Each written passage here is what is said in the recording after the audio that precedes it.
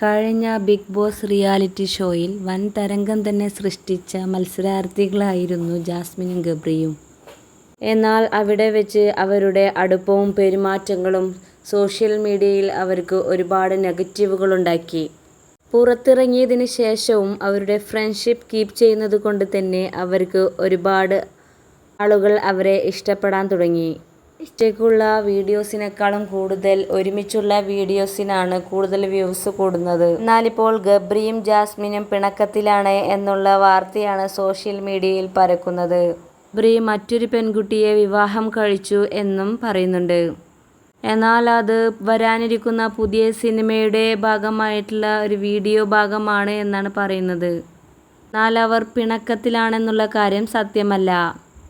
കഴിഞ്ഞ ദിവസം അവർ ഒന്നിച്ചുള്ള ഇന്റർനാഷണൽ ട്രിപ്പ് പോയ വീഡിയോ അപ്ലോഡ് ചെയ്തിരുന്നു.